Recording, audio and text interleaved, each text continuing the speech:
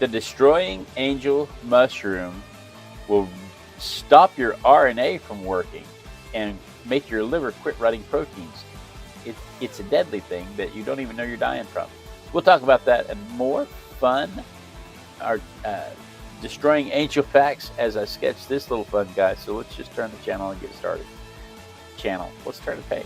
Hey, good morning, good morning, good morning. It is 5:30 in the morning. And my eyeballs are not even around yet today. I have to spend some time trying to see things straight today. Good morning. It's 5:30 in the morning on 5:30 in the morning on Saturdays. Is it Saturday already?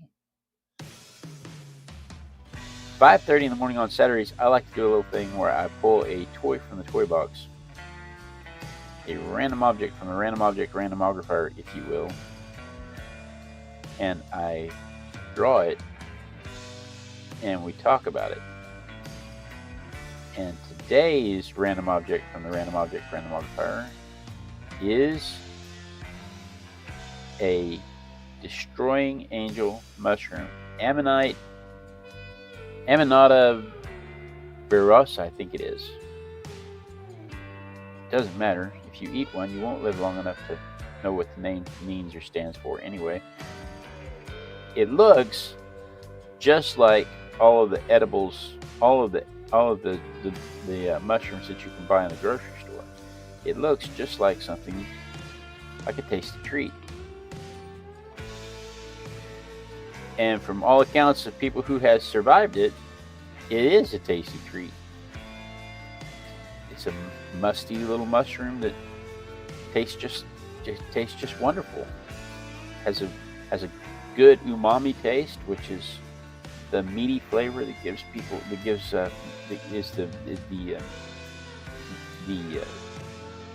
gives meat the good flavor that we love so much if you're a meat eater like I am. But it's deadly. It's quite deadly. Like dead within a few days deadly. Not deadly like you're going to fall over dead right then. No, that would be obvious, and that's the problem. Is it's not obvious that it's deadly until you die, and you don't know what you did to get that way.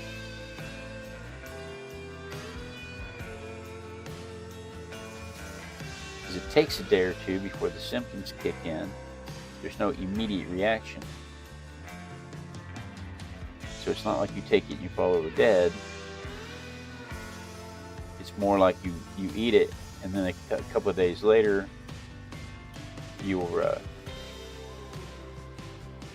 how would you say that? Your insides liquefy and begin escaping. There's no nice way to say it. There's no nice way to say it, because it's a violent thing when it starts to happen. Your liver stops working. It has the toxin, the amanita actually blocks RNA, and it's the RNA that writes the proteins for your cells, and you've got these cells that grow quickly. Particularly in the liver. It's one of the fastest growing organs in the body. And it can't write the protein, so the liver doesn't function. And so, good morning, Diablo girl. So your liver is not functioning, and then you get really sick. But it didn't happen instantaneously, so you may not ever associate it with the mushroom. Whomever is suffering from this may never actually associate it with the mushroom. I don't know what happened. I just woke up sick. And then you go to the emergency room, and you stay in the emergency room. They admit you to the hospital for a couple of days, while they look at your violent episodes to try to figure out what's wrong with you, and then all of a sudden you're a little better. The violent episodes subside and you're a little better. And so they decide it's a passing bug, it's just something that needed to work its way through your system, and you go home and you die.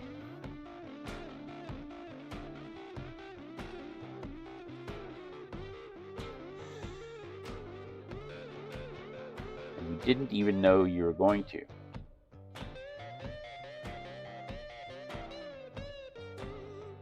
I'm sure you'll get to this, but how do you tell them from the good guys? We're going to get there, but we're going to start with, it's got this volva. It's a volva. It's an egg mushroom. Some mushrooms start in an egg called a volva, and the volva starts underground, just at the surface or just underground. And this mushroom, I can't point to the picture, but you can see it on my drawing. It has this bulbous thing on the end, but that's below ground. So when you're picking it, when you're out in the wilderness picking mushrooms, you're supposed to get them from under the ground so you can see how they start.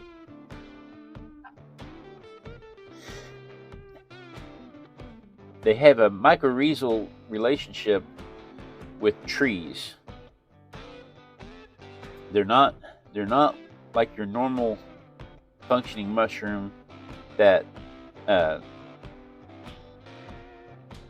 just decays, that just helps break down dead, rotting things.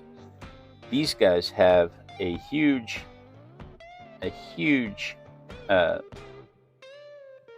network of roots. They're not really roots because they're not plants. They have a huge network of fibers that go out, and they collect nutrients, and they share the nutrients. Excuse me. They share the nutrients with the tree. They'll be on the ground, not attached to the tree, on the ground, just next to the tree. Always just next to a tree.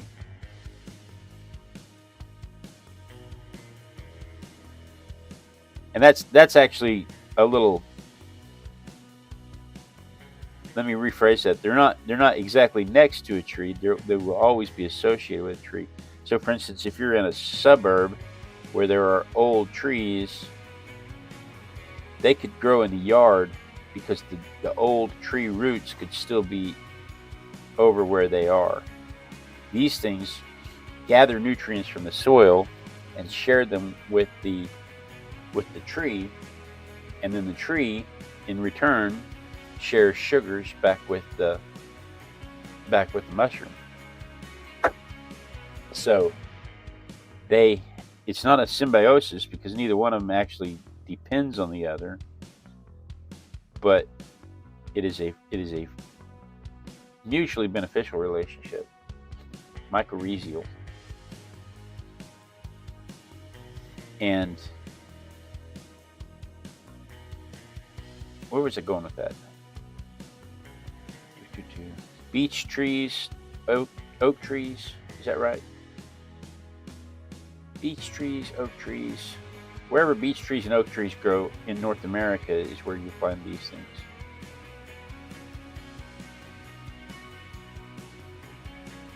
They're almost perfectly white. My model here has got some yellow on it because it needed to have something to distinguish it. I'm sure that's artistic flair, but they're almost perfectly white, as are the edible mushrooms that are close by. When they're in their vulva, they look like a puffball mushroom, and we drew a puffball mushroom the other day. And then when they sprout, they look just like the kind of mushrooms that you see at the grocery store. But there are some differences. They have this skirt where the cap used to attach to the stem before it flared out. They keep that skirt, but you have to be careful because that skirt can fall off. And then they have the vulva, which you can't see unless you dig it up out of the ground. So if you walk up and you snip it off, and you don't dig the base out, you don't have any way of knowing if it had a vulva. And people who collect wild mushrooms have a pretty good policy of not eating it if they didn't dig it up. Excuse me. So that is how you tell them apart. Imagine though, 20,000 years ago, when mankind is trying to figure out trying to document what they can eat, what they can cultivate. And you got the guy taking notes, and he says, Jim ate that mushroom. He says it's got a nice salty flavor. We'll put that one down as edible. Bjorn ate his mushroom, and his mushroom made him smell colors and see sounds. And then Thag ate his mushroom, and he hasn't come back to report about it yet. Oh, there's Thag. Thag's dead. Wonder what happened to Thag. I don't know. We'll find out right after we look more into Bjorn's mushroom.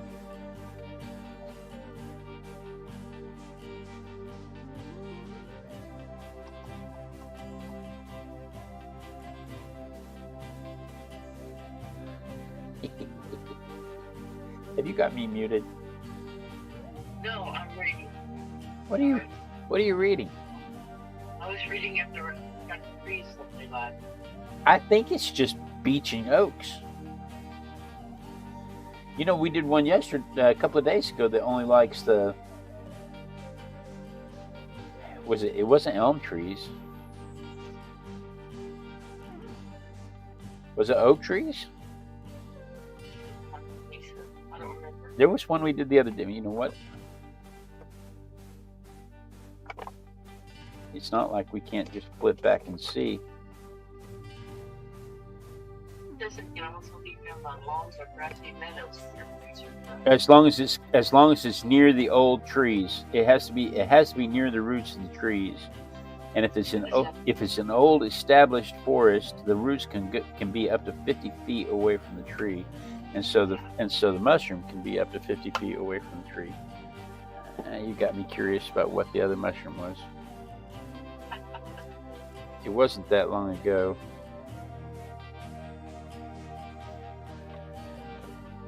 It's not this one. Is it this one? Oak tree. Yeah, it's this one. It's the Caesar's mushroom. And in America, there's a similar mushroom called the Jackson's mushroom, but it was this one. It's the Caesar's mushroom, and they can't cultivate it because it has such a very close relationship with the oak trees. Interesting.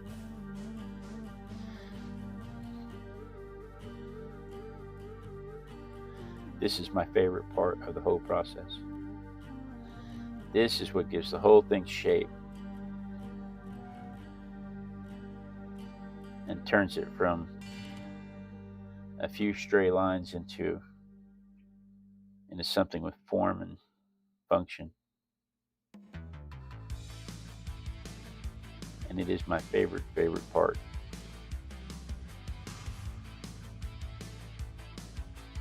I probably never told y'all that before. Diablo Girl, you doing all right today? You're awfully quiet in the chat. I'm surprised the Frenches aren't up. But they deserve a day to sleep in once in a while.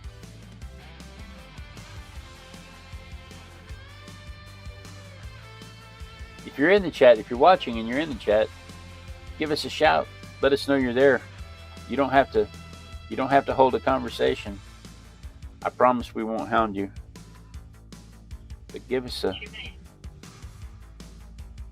What? Yeah, I'm going with me, preparing lunch. Oh.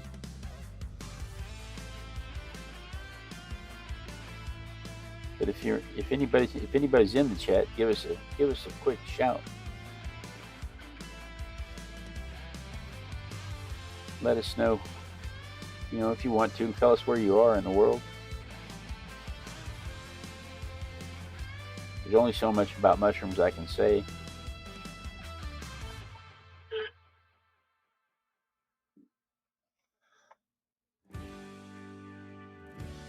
Their top reminds me of a sombrero.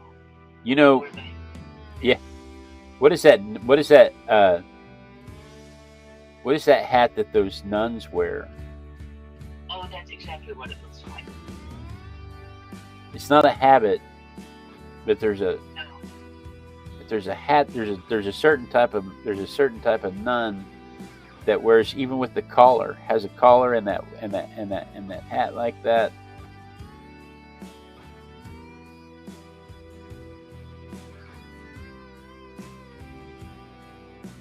I think if I ever illustrate the angel of death, it's always going to look like this. It's always going to be long and slender, and have one of these collars and have a wide hat like this. And I'm going to challenge people to associate it and try to figure out what the symbolism is. You guys will know.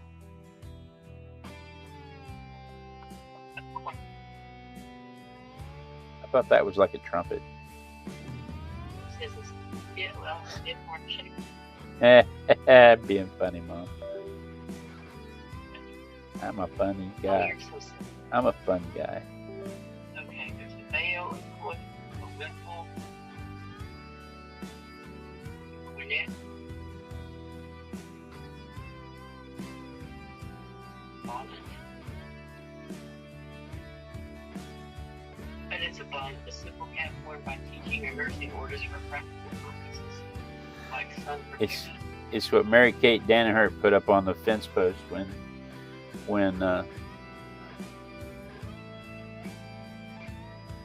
John Wayne was supposed to in The Quiet Man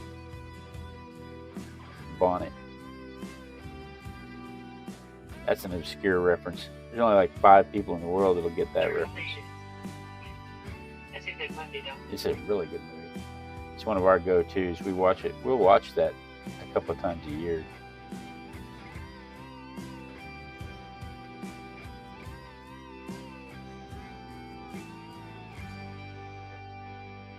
There's only about 5 people in the world that'll get that reference.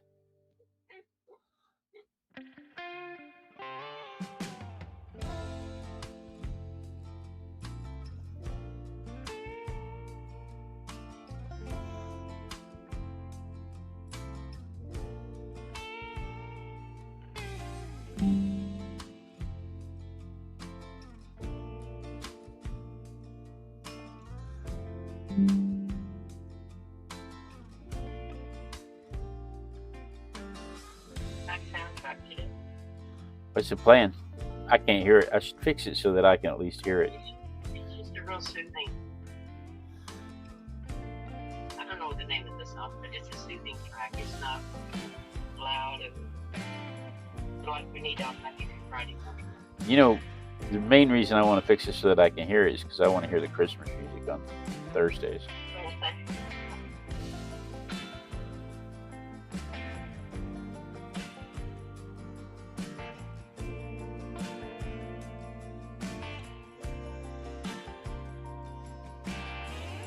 I stream on Thursday nights at 7 p.m.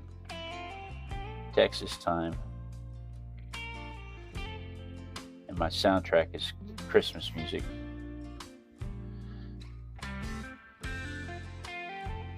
I think that's about all we need to do. It's 5:51, and if you may have noticed, I'm under no pressure here.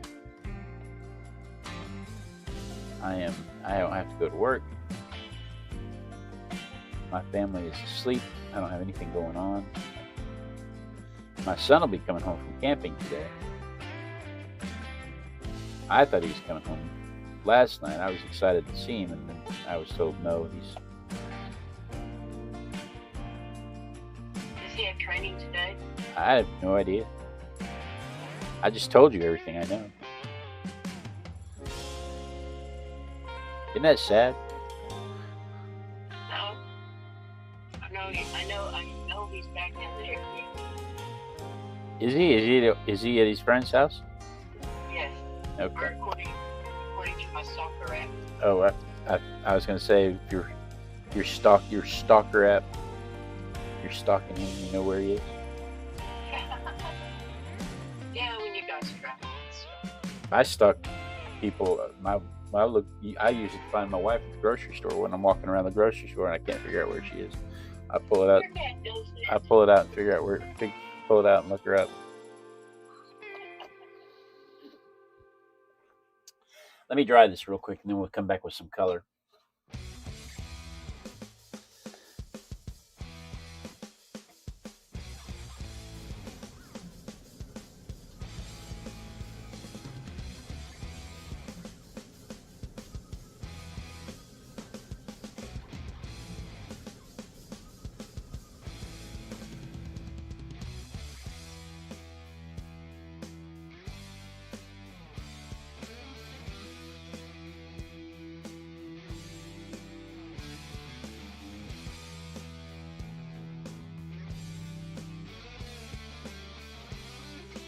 Button is not working for to reboot something again. My button is not working for my hairdryer like it's supposed to. Now again, in nature these things are nearly stark white, so I'm pretty sure the model only has a little color on it to help distinguish the features. So we're just going to add a little ochre to it in some places for the same reason.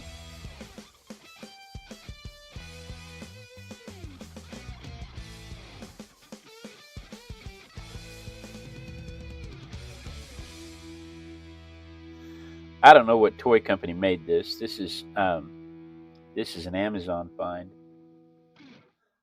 There's a whole set of mushrooms on this Amazon find, and they're really gorgeous, but they don't label what they are, so you have to go look them up. And you can't go to their website and look them up because they don't label them there either. At least Toy Monty makes it where you can go to their website and look them up. Safari labels everything on the toy itself. So I'm a fairly big fan of Safari for doing that. Safari's toys are pretty accurate models. Toy Monty's models are fairly accurate. This thing is fairly accurate. I just wish it was labeled. I'm gonna add just a little blue to that. And then we're going to darken the background so that everything stands out white. I think that background needs to be violet.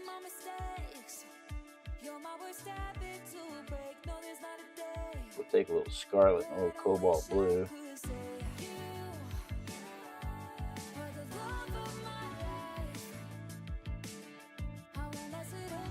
And we want to really darken that background today because I've got so much shading on that white.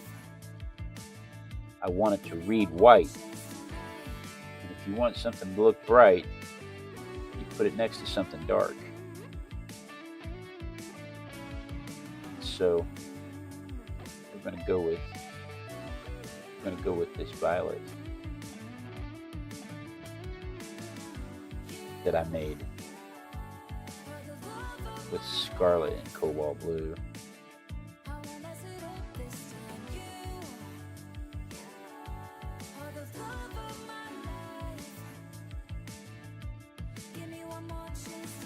Obviously I didn't make enough of it.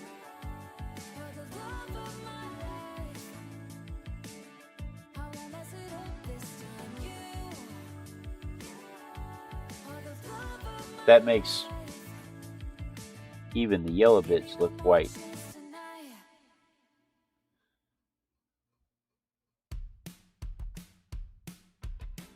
Makes everything pop out. I agree. hold my breath.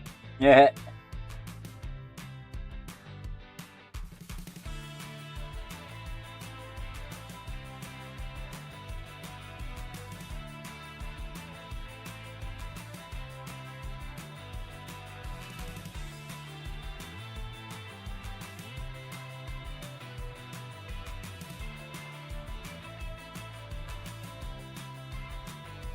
It's important when you do this, you go over the shadows, because if you don't, it'll look like the shadows are part of your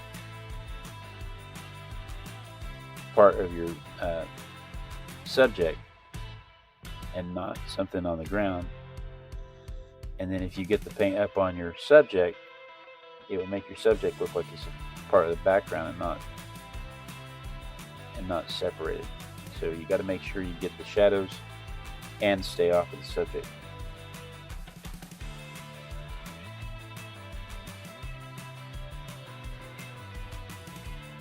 But look at how that makes that white pop out. Makes everything read white.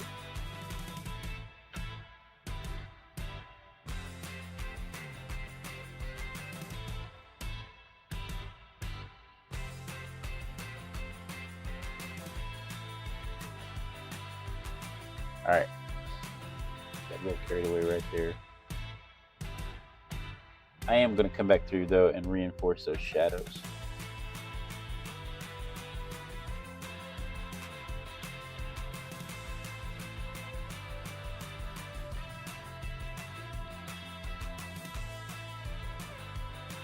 I don't want those shadows lost.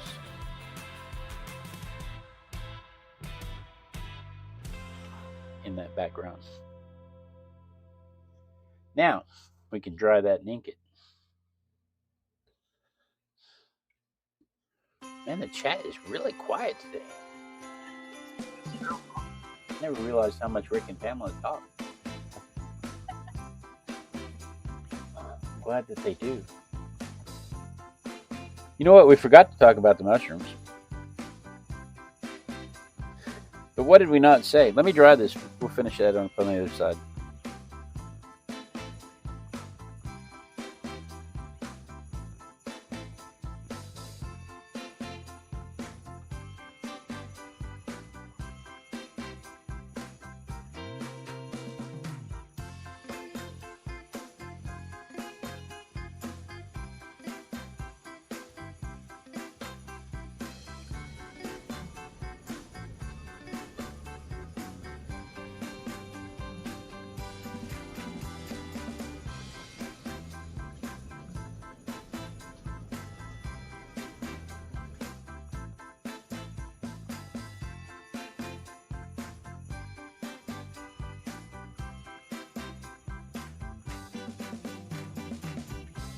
It was formally described in 1906 by George Francis Atkinson, an American botanist, an American taxonomist. Of course, they've known about it for centuries. The ammonite family. It's not just this mushroom in the ammonite family. There's a whole lot of different mushrooms in the ammonite family, and they all have almost the same modus operandi. And it's funny because they don't seem to have, there doesn't seem to be any actual reason for the way their poison works, because their poison seems to be vindictive. And I say that because most of the things, like a dart frog, when the animals bite into a dart frog, if they're small enough, it'll kill them right off the bat. If they're larger, it'll taste really bad and be harmful. But it's immediate, and it makes the predator spit the dart frog out, so that the dart frog can live to breed another day. And most of the time, most of the time, good morning, Pamela. Most of the time, when an animal or a plant is toxic, it's immediate. It tastes bad. It kills you immediately. Removes you from the gene pool immediately. Most of the time, this thing, the ammonites, these things in particular, they take days to kill you and days for the symptoms to kick in. So you may eat a whole bunch of them and then get sick and die, and nobody ever knew what killed you. So for centuries, these things would have existed, and nobody would have known that they were poisonous, that they were toxic.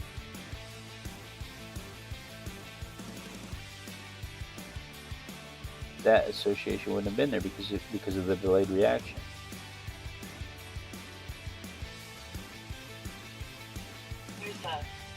There's a lot of things that your body will be terminal and you won't know it. But your body says, okay, I'm going to get better for just a little bit, and then I'm going to go on my merry way. Well, this is one. You get better before you get worse. This is one of those. This is one of those. When it hits you up, when somebody's eating one of these, they will, their insides will liquefy. They'll start. I'm going to leave it at that. You guys just imagine what would happen if your insides were liquefied. I'm just going to leave it at that. We've all had bad taco experiences, but the association, that's a couple of days after, and then you start to feel better because everything's dead inside and can no longer react. And then because of the organ failure, you fall over dead a day or two after that. And if they don't do a toxicology report on you and specifically look for amanitoxins, they will never know it was this mushroom that did it to you. There's no antidote. There's absolutely no antidote. So if a child or a teenager or somebody wanders off in the woods and thinks that they're collecting these things, or they're collecting the good ones, and they end up with one of these in their mouth, there's no antidote. They're gonna, if they have access to a hospital, about the only thing they can do is they can give you fluids and hope. That's honestly about the best they can do, and maybe you'll pull through, and maybe you'll need a liver transplant. What does it say? 13. A liver transplant can save your life, but I mean, and the beauty of a liver transplant is you don't need a whole liver. They can take your whole liver out and give you part of another liver, somebody else's liver. Your donor doesn't have to give their whole liver up, because their liver will grow back, and the part of their liver that they give to you will grow and fill a void. So at least there's a better chance of finding a liver donor, but you're still on the list. You still have to stay alive long enough to find the donor and be on the list. It is still June, right? 2026. About 95% of the mushroom deaths are caused by this family of mushrooms. And in America, in the United States rather, about 4 people annually die from ingesting this mushroom. That's not a lot of people. That's not a lot of people. That's basically because there's not a lot of people out foraging for this type of mushroom. Pamela, we were just talking about how great it was that you guys were sleeping in. Pamela says, good morning. Good late morning, Arties. I overslept. Not worried about that at all. I was proud of you for sleeping in. But all right, you'll find them next to trees. They have to have the trees. They like the beech and the oaks. And in an established forest, the roots and stuff from the trees can be 50 feet away from the tree, so these things can look like they're growing in a clearing all by themselves. But if you are in a clearing more than, let's say, 75 feet from the trees, and you see a fairy circle, there's a really good, that's when all the mushrooms grow in a circle, because when one mushroom grows up and its cap comes out, it disperses spores, and then the next series of mushrooms grow in a circle. And so when you see a circle of mushrooms like that, if they're 75 feet away from the trees, then it's probably not this. But if it's less than 50 feet away from the trees, dig it up, look for this part right here. But no matter what, when you dig the mushroom up, dig it up and look for this part right here. This is called a volva, V-O-L-V-A, volva, and it looks like an egg in the ground. And you can tell the difference. It looks like a puffball mushroom if it hasn't sprouted yet and it's all still inside the egg. It looks like a puffball mushroom. But if you cut it in half, a puffball mushroom just looks like a marshmallow when you cut it in half. It's just solid mushroom. But when you cut this in half, you'll see the mushroom form inside the vulva. So if you're out collecting puffballs and you cut them all in half before you eat them to make and you're around the beech and oaks, cut them all in half before you eat them, so that you have a chance to find these things that might be hiding amongst them. But these are the key factors: is this skirt and this vulva, and the other thing is that the gills on the bottom side of the cap, on most of the edible mushrooms, the gills come all the way down and attached to the stem of the mushroom. But on this one, and there's some edible ones that are like this too, but on this one, the gills curl back up and terminate on the cap. They don't terminate on the stem. They terminate on the cap. So you can see I accentuated that here. It's not quite as obvious on the model, but I accentuated that here so that I would remember to mention it. But it's those three things together should tell you right away, don't eat it, because any one of those things could be missing. Look for any of the three of those things, and if it has all three of them, certainly do not eat it. Anyway, there's my mushroom for the day. Oh no, Pamela says Rick and I feel like we're coming down with something. Oh no. I hope you recover. I hope you're reclining and watching comfortably from someplace right now. But there is my mushroom for the day. Let's see it from my perspective.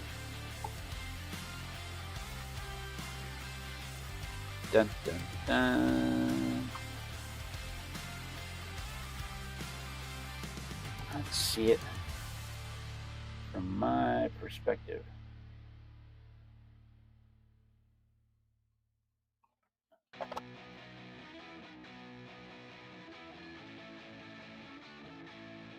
There it is.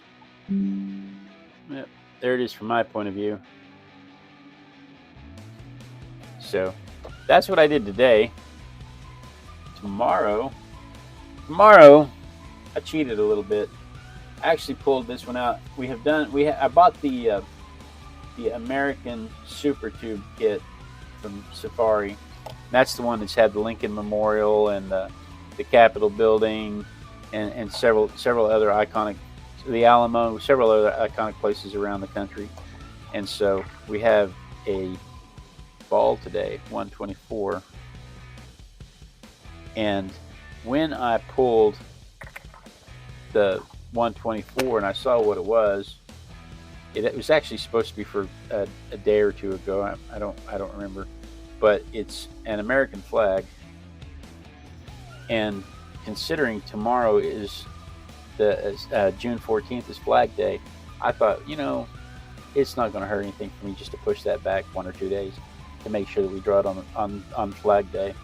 We'll talk about how the flag is up on the moon. We'll talk about how the flag, the reason Flag Day exists is because it was a snub to the Confederacy, We'll talk about all kinds of fun Flag Day facts tomorrow morning at 5:30 a.m. Texas time while we sketch this little campagna. So you're going to want to set your notification bell so you don't miss that. I have a really nice flag painting that my mother has somewhere. But guys, thank you so much for joining me. I do look forward to this every day when I get to art with my besties. It is my favorite time of the day when I get to run downstairs and I get to be held accountable to my art practice, and it is often the only art I get to do. But I do absolutely enjoy spending the time with you guys. Be sure and tune in tomorrow. Same Artistic Biker time, same Artistic Biker channel, and we dance. We dance until somebody says they see me dancing. If there's anybody in the chat room still waiting to see me dancing, maybe my mom will take pity on me. But we dance until somebody says they see me dancing, because that's how we know that the lag is caught up with the stream and I won't get cut off mid-sentence. It gives everybody a chance to say hello and goodbye to each other. Gives everybody a chance to click the clicky thingies this way if you're on the horizontal, or this way if you're on the vertical, so that you can watch